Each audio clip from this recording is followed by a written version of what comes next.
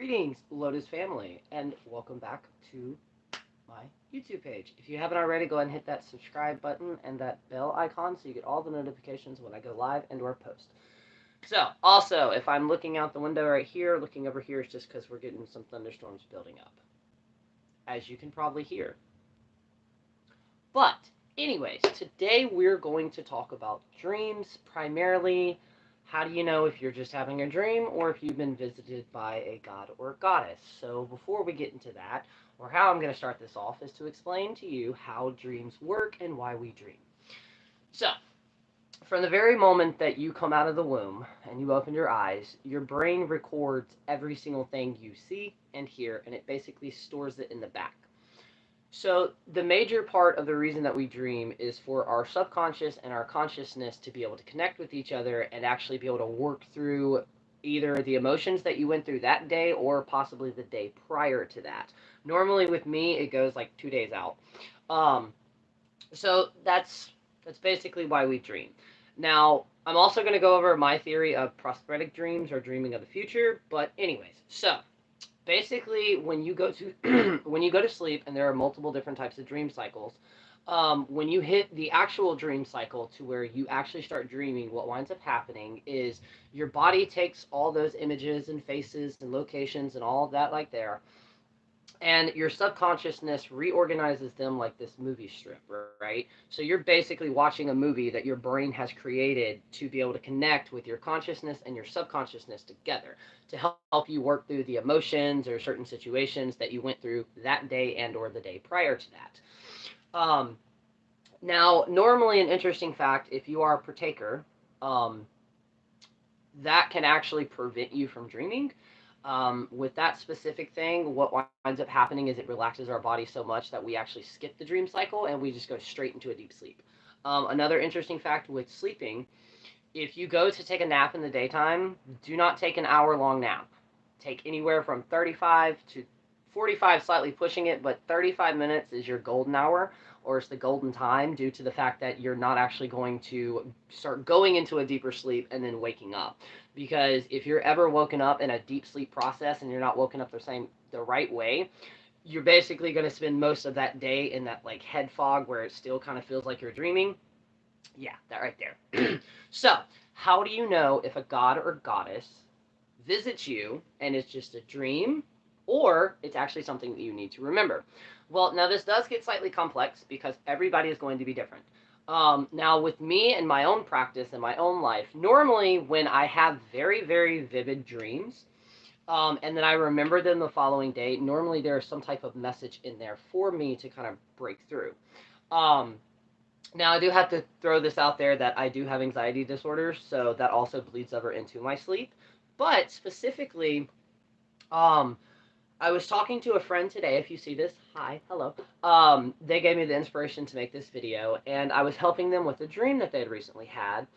And they mentioned that it would be a great video to make because there's not that many people that talk about dreams and how do you know if they're special or not. Now, specifically, if you were to have a goddess or god reach out to you, for one, there is this slight misconception that, like, say, Greek and Roman gods do not intertwine or anything like that. They do. Hold that thought. Sorry, my partner texted me.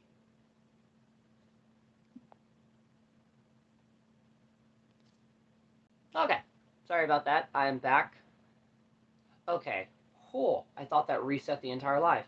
But anyways, so yeah, there's this misconception almost that like different pantheons like can't intersect and cross. That's not true. At the end of the day, gods and goddesses, they can do whatever the fuck they want because they're divine beings. With that being said, though, normally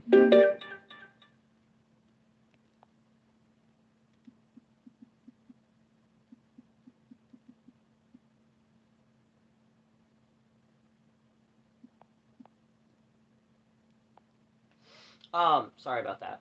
Partner text me. Normally though, what I've with me and with my dreams when I've had either spirit guides or deities reach out to me, normally those are the dreams that will stick with me. So, interesting fact, for most people, within the first like 5 to 10 minutes of you waking up, depending on what you're doing, your dreams will basically just poof. An interesting fact as well, you can train your body to do this at nighttime while you're asleep, but you can also train your body to hold on to those dreams until you can write it down or put it into your phone. Now, the reason that dream journaling can be cool is because it's almost like a journal. You can always look back and see if certain things connect or anything like that. Now, with dream speaking in general, I myself did not actually used to like put too much into dream interpretation, just because of how we got those definitions. Basically, there are multiple surveys done around the world at all different points in times in history, and they've kind of calculated that and then thrown it together. But I also kind of see it with like the colors, like green to me may mean something different to you. But anyways, I was corrected with that with the dream interpretation, thanks to a couple of people on TikTok. Um, Around the time that I first started, I started having some connected weird dreams, and they gave me, or I gave them permission to like interpret them in the comments. And holy shit, y'all, there is some science back in that shit because I was called out in so many ways. But in general, um, but yeah, there are techniques to where you can train yourself to actually write stuff out in your dreams. Um, some people also call that like channeled writing. It's cool. I've never done it before, but I have gotten into a habit to where if I dream specific things, I will either tell my partner, just so I can verbally get it out of my head, and or I'll jot it down in my phone. But how do I know if a god or a goddess is actually coming to me or if I'm just having a dream? Normally, it's just like if you get an omen or divine message or something like that, normally go with your gut feelings. So, in other words, if you normally do not have vivid dreams, if you normally do not remember your dreams at all, but at that specific time you had a very vivid dream and you fully remember it in detail, more than likely that is them coming to you trying to relay a message to you. A lot of people, and it is kind of complex to explain what it's like working with deities or divine beings, because how people interpret those messages are different for like both sides. Um, but normally it comes with a feeling. Now, with that too, if you do remember those dreams, pay attention to what is going on in the dreams. Because normally, what they're physically doing can be a physical sign of what's to come in your practice. Now, it also sucks if you have prosthetic dreams or dreams that may come true and or even deja vus, because take it from me, you will get to a point to where you almost fear dreaming because you don't know what's a dream or what could possibly come true. Um, Now, my theory on prosthetic dreams is actually really cool. And if you've been following this account for a while, you've already know my theory. And I came up with this when I was like 8 or 9, maybe 10. There's this documentary that Netflix was doing where they broke down the entire human body from the very beginning into the very end. One of those was dreams and why we have them and how they work. And through the process of me learning how they worked, I came up with this theory. So I believe that when, for some reason, when you go to sleep and you're dreaming, something triggers our pineal gland. I hope I said that right. I don't think I did.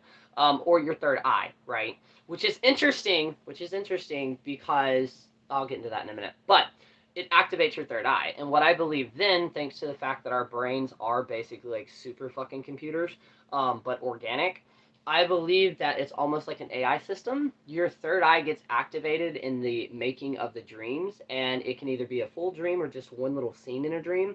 I believe that the third eye re-images or rearranges and morphs together images, faces, locations, things like that that you already have. It morphs them together like an AI to create an entirely different new scene from the future. Specifically like deja vus. There are actually three types of deja vus, and I do have a short already posted here on my profile that go over all those three. The one that I primarily have is the dream one, which is basically where you'll have a dream, and normally it's only like a split second, like a conversation, the surroundings of that moment, and then you kind of forget about it, but it's still in the back of your brain. So at that exact moment where you're actually playing it out normally triggers a notion in your head, and it when that triggers that notion, you'll normally have like a flash or that specific dream part comes flooding back to your brain. And normally I say deja vu because it's like I've already done this before, but I've actually dreamed of it. And there are either some people that theorize that when you do have deja vus, that you can teach yourself to actually push it so you can actually go farther into it. Now, there are some spiritual people and some witches that believe that having deja vus is just the universe saying you are directly on course and on track. I used to think that, but coming from somebody with anxiety, those are slightly toxic things that can trigger us and or like spiral us.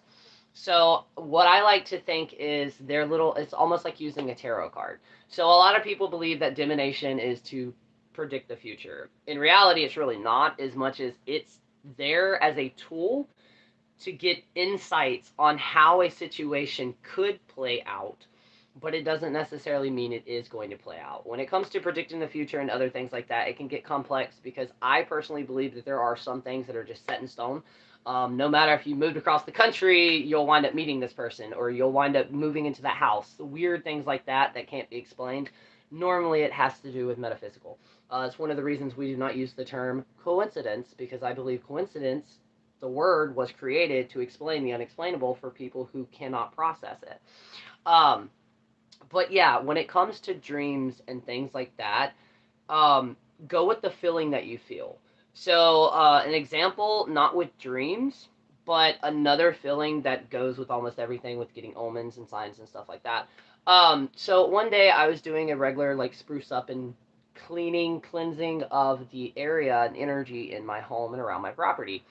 And I had just got done with it, and then all of a sudden, out of nowhere, I was like, my spirit guides were like, "You need to go take a cleansing shower, like ASAP, like now." So I did. I grabbed my Florida water. I grabbed a ritual soap that I have. I'm also gonna try to actually have it in the video description of this of the person that I got that soap from, because mwah, chef's kiss, amazing.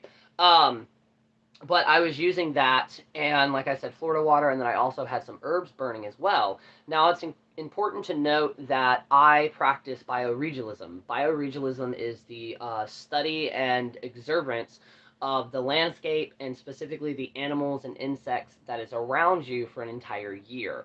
If you understand what's normal to them and how they normally naturally act, you're going to have a slightly upper hand on if you randomly see a bird that you've never seen on your property, or say you randomly see a fox that you've never seen before right after you just did something magical. It could be a sign.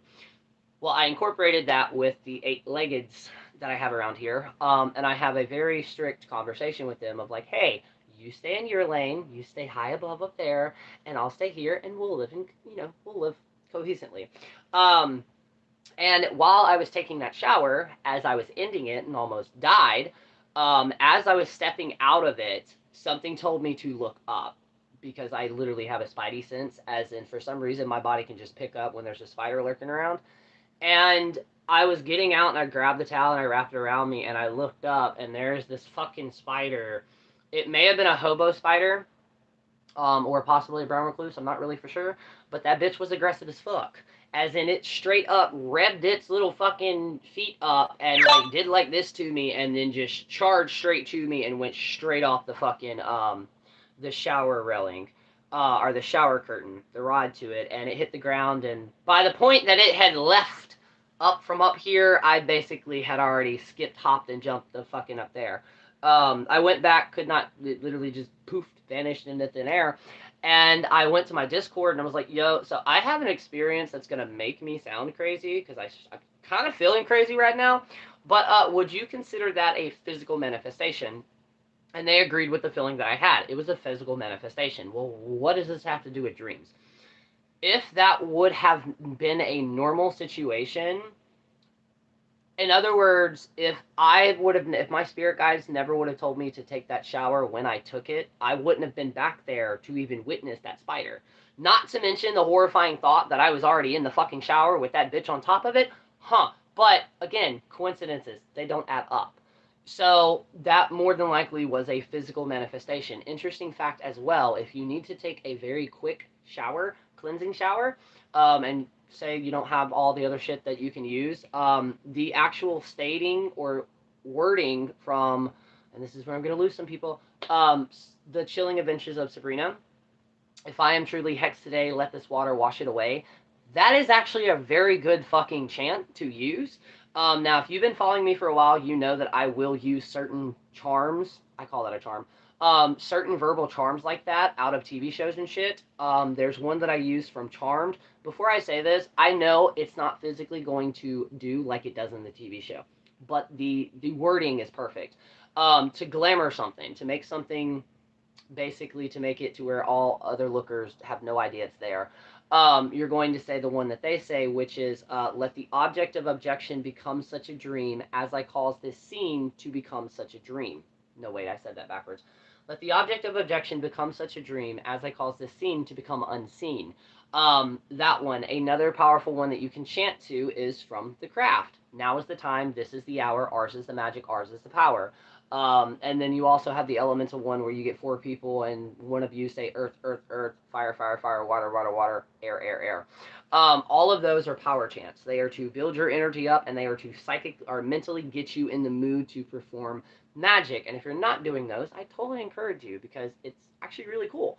But yeah, that one right there is perfect. And a little bonus, if you live anywhere to where you have well water, it's already naturally healing because it's coming from deep from the aquifer. So all you have to do is just slightly kind of tap into the energy of the water and pull that healing in it up to the surface. And then, boom, healing shower. And in fact, that was the chant that I used when I was taking that cleansing shower. If I've truly been hexed or if I've truly been cursed today, let the water wash it away. It's a really, really good one. Now, another one that I've tried before, if you have any migraines or headaches, this may work. Make sure it is clear quartz and none other ones, because clear quartz is a quartz that can go safely in water. What you're going to do is you're going to put the crystal in the water, and then you are going to say, oh my god, brain. You're going to put it in the water, envision a bright light coming from it, and you're going to say, crystals gathered from deep in the earth, bring me wellness, luck, and health. May your brilliant light infuse this water, infuse my soul, transforming this water, and make me whole. That is another one to where I got it from a 2008 Spell a Day Almanac. And I still use it day by day, and it kind of does work. I'm not even gonna lie. I don't know if it's a placebo effect or not, but it can work. And I've also used that when I was hungover. So just saying. But yeah, so normally with dreams like that, if you wake up and you automatically have the thought in your head, wow, I think that was a message or a visit, 9 times out of 10, go with your instinct. And if not, verify that. Whether it's oracle, divination, bone throwing, cartomancy, uh, any type of way you can do it to verify it. And then you can also just straight up ask. Now, I use another thing since we're talking about dreams. I use another technique that I call the twilight meditation because I have ADHD and it's really hard to do like the visualization meditations and things like that. So I've kind of intertwined them. Not to mention, you're also going to be going in an in-between state, which is what twilight sleep means. Twilight sleep is when you're not fully asleep, but you're not fully awake. Not to mention, it actually does really, really recharge and like it does amazing things to your body.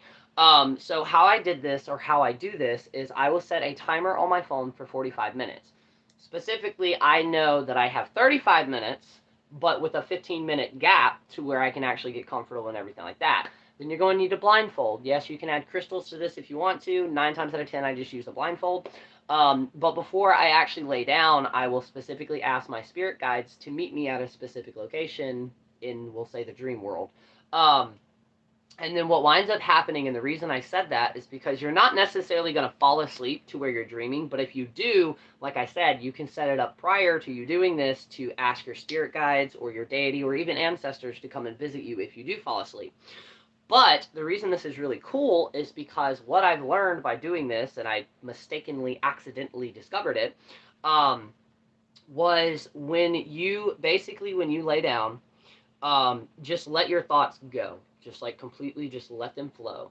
And what winds up happening is you'll start to kind of see colors. With me, I kind of started to see colors like in my third eye, like in my mind's eye. And then all of a sudden it'll change to where I will access my third eye and see different things. And it's so cool and so weird to describe it because it's almost like looking through a lens almost, or like a magnifying glass. So it's cool because the more that I've done it, the better I've got to it. But the cool thing is like I said before, if you do actually fall asleep, the dreams that you have will be some of the most vivid dreams imaginable. And if you've made it this far in the video, let me know this question, or let me know the answers to this. And there's no right or wrong. When you go to sleep, is there ever a place to where you always go, or sometimes you go to where it's like where you're living right now, but there's always something altered or slightly off about it? Like I've dreamed of this place, but it'll be an extra room, or the outside landscaping will be the same, but say it'll be hilly versus like it is now. So let me know in the comments if you do that, because I'm curious to see if this is an actual thing. I've already asked the community in the Discord, and I've gotten some interesting answers with that. And I think that's also things that need to happen more on the online communities with witches, is kind of sharing those thoughts where we always have, we're like, wait, is this normal, or like is am I just weird? Because it winds up opening the doorway to a lot of great conversations. Another great one that kind of happened on TikTok, technically it was a Facebook post, but do y'all remember the man and or dog that used to chase the vehicles when you were sitting in the back seat looking out the window? Because I do. That blew my mind too, because I'm like, oh wait, holy shit. And there was another one. Did you ever levitate when you were a kid, or did you ever fly when you were a kid? Now I did. I have levitated once, and it was only for like 3.7 seconds. And let me know if y'all like a story time on that one, because there's also like, which I'm going to do a couple of videos here soon, and maybe a surprised episode on a specific platform. Of witch fells that I've done, because I think we need to share those more often. Because, and before I say this, y'all already know that I'm not flexing at all. I learn stuff every single fucking day.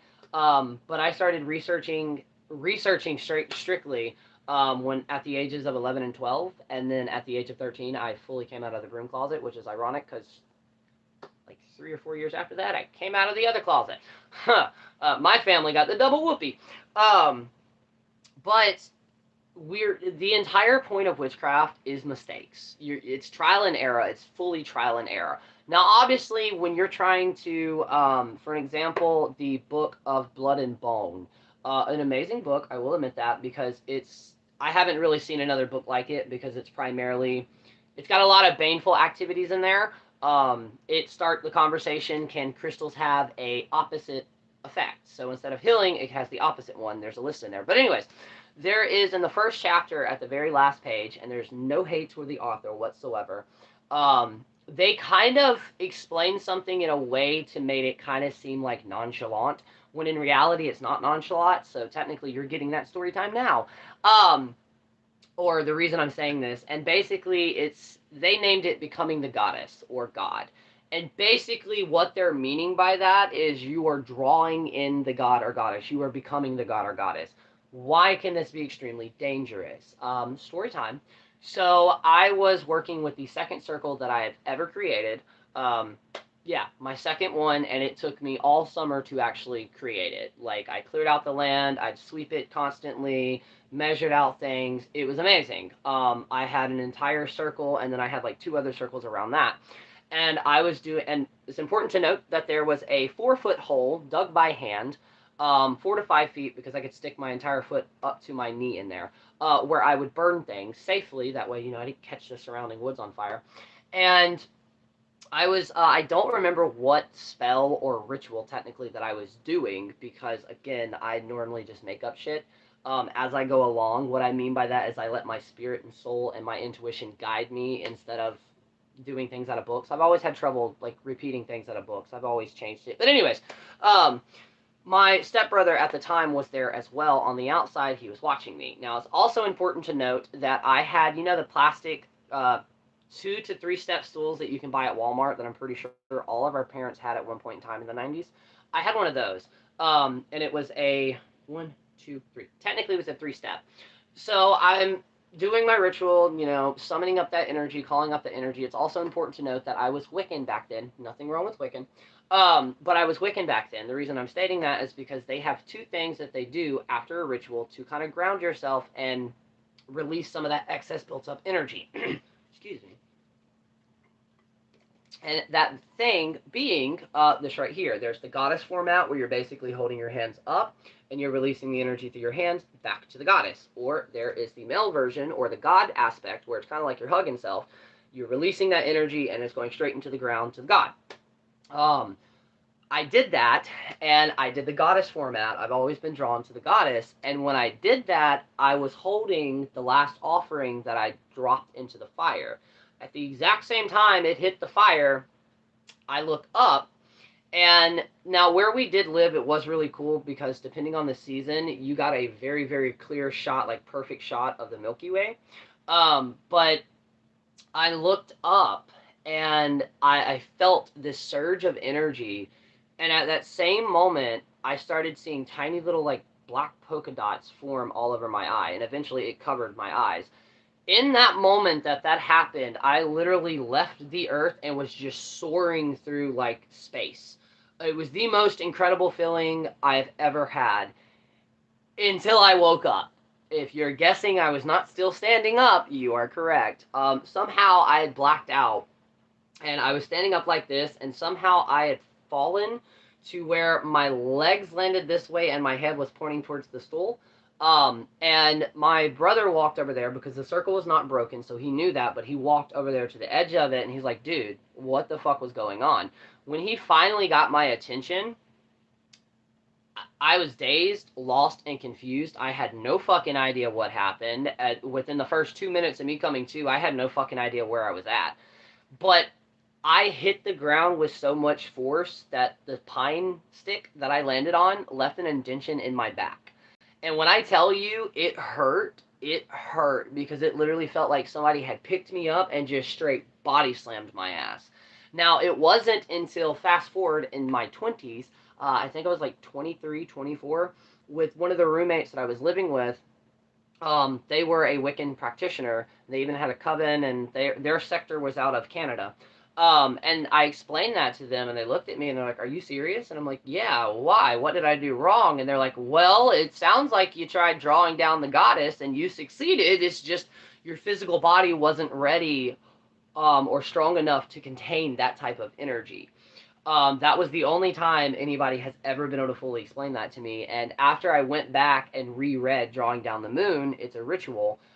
You can do that with a couple, and then you can do that with by yourself. Basically, by yourself, there's two versions of it. There's not a Skyclad version. Sorry, I did not mean to say that. There is a more adult version that happens between two consenting adults, and then there is the one that anybody can do. And basically, what you're doing with that, you're going to get a chalice because it represents, you know, the chalice, and then you're going to get an athame. There's an incantation that you say as you're raising that energy, and then you're connecting the two.